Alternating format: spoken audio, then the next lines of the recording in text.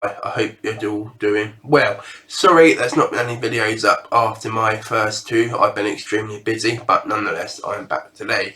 And today we are going to preview a big boxing show that has just been announced, as well as look back at the boxing the last few weeks. So since I last spoke to you, Josh Warrington and Josh Kelly have both suffered defeats in London. One maybe not so as unexpected as the other. We'll talk about that later. Also, we're coming off the back of last weekend over in Florida, and Canelo Alvarez beaten Anthony Yildirim in the third round, where he retired on his stool.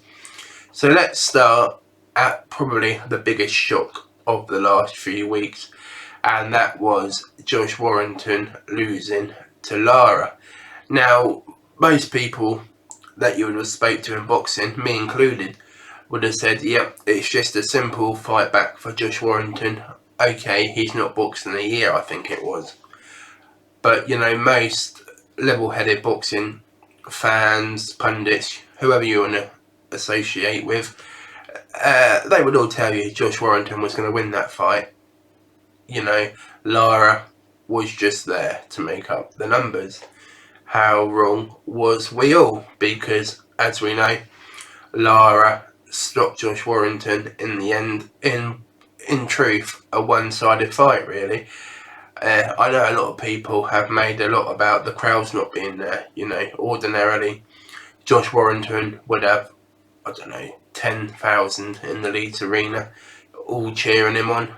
But of course, as we are where we are at the moment, no crowds. People think that may have played a factor.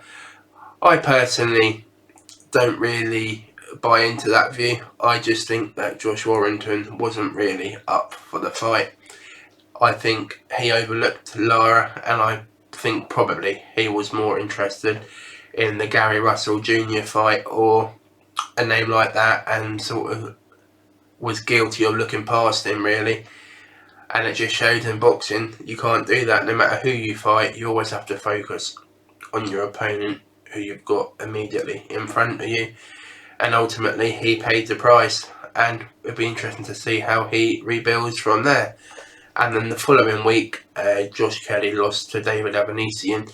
Now, I'm not sure that was really the shock that the Josh Warrington defeat was, because those that know boxing and those that are in the know knew how good David Avenissian was. After all, you don't get given the European Championships, you have to earn it. So Josh Kelly got stopped. I think it was the 8th or 9th round. Adam Booth threw the towel in. The right decision, because I think Josh Kelly was tiring, and ultimately I think David Avenissian was going to stop him anyway. But as I say, that wasn't as big a shock as the Josh Warrington loss the week before, because for many, they saw David Avenissian as a favourite. I don't think many people were really thinking that Josh Kelly was going to beat him. Sure, there was a few, but I think the general consensus was that David Avenissian was going to beat him, and that's what he done. Moving on to Canelo. He beat Anthony Yildirim, as I mentioned, this last weekend over in Florida in 3 rounds in Miami. Of course, Yildirim was never going to really pose a threat to Canelo.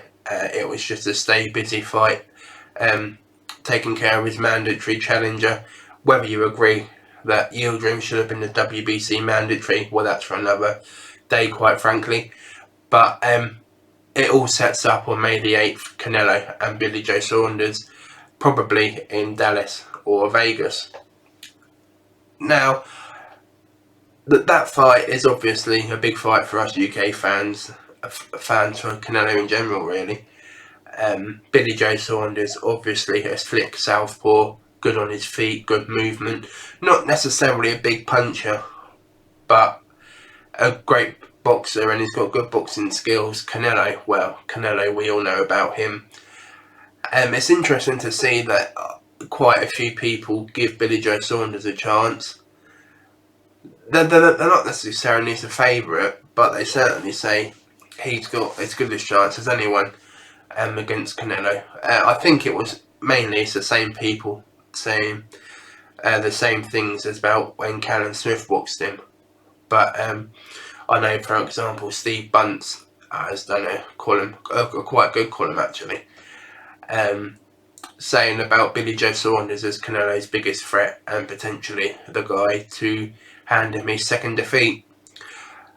I'm not sure about that, you know, having watched Canelo. For me, he's getting better and better each fight, and I think he'll get to Billy Joe Saunders round 9 onwards and probably stop him.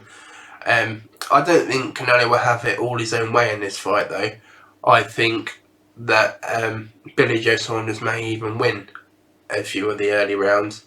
But I think to beat Canelo, you're going to have the power to get his respect, because Billy Joe Saunders is no big puncher by any means, and I'm not sure he has the power to force Canelo back and to stop Canelo from coming forward. Because as we know, Canelo comes forward quite a lot.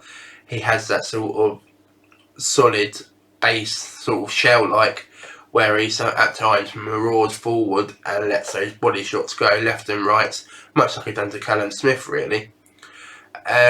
But we're 9 weeks away from the fight, and at the moment, I would say Canelo is the overwhelming favourite.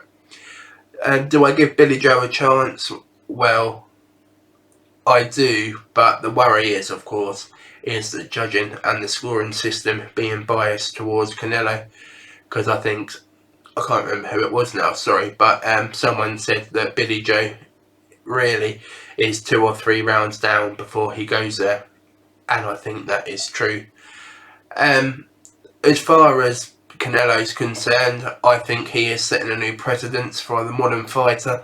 Normally, you would just see him box, 1 or 2 times a year, September and May, but now I think under Eddie Hearn, he's got more of a license to decide when he wants to box and who he wants to box. So potentially we could see him 4 times this year. How great is that?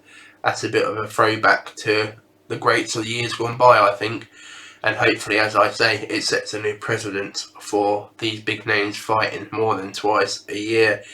So let me know your thoughts down below. What you think of the boxing of late.